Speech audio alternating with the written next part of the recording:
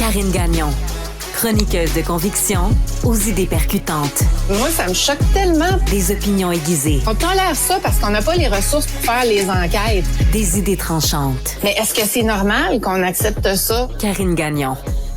Karine, parlons de Paul Saint-Pierre Plamondon. Moi, je pensais, là, puis je suis naïve, je le sais. À chaque fois, je me le dis à tous les jours, Yasmine, il faut que tu arrêtes d'être naïve comme ça.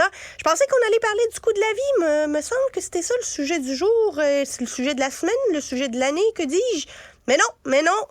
Il propose de faire un débat sur l'identité de genre et les changements de sexe au Parlement pour éviter que, je le cite, la gauche radicale impose son idéologie. J'ai envie de dire de que c'est.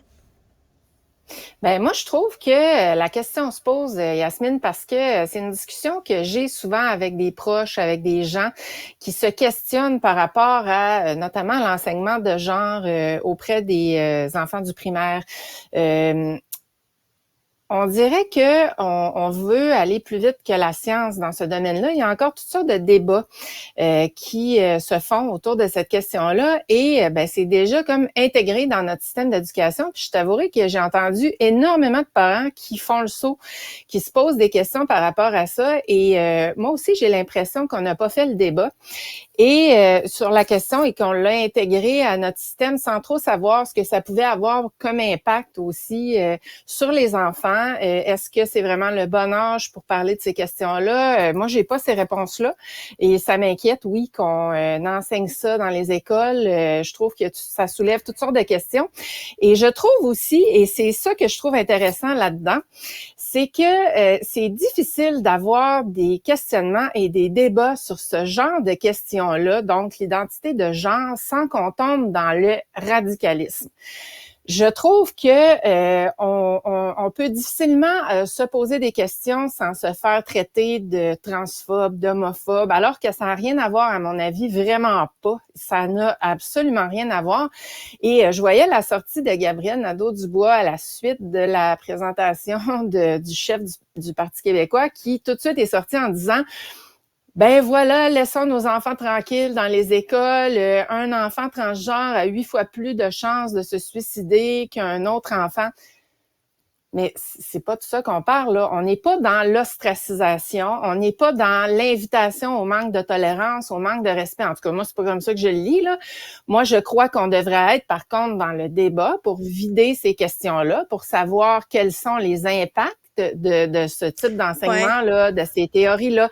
Puis je trouve que c'est difficile d'arriver à ça. Je voyais d'autres commentaires sur les réseaux sociaux là qui comparaient le chef du Parti québécois à un conservateur, méchant conservateur radical.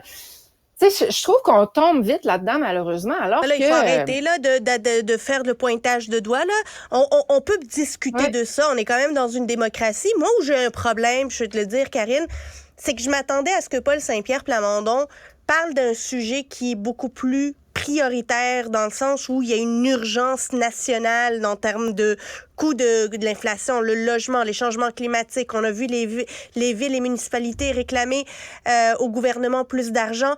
Je comprends le débat sur l'identité de genre et la théorie de genre, que l'on doit avoir ces discussions, mais pour la première journée de rentrée parlementaire, que ça soit ça la priorité du Parti québécois, j'étais comme surprise.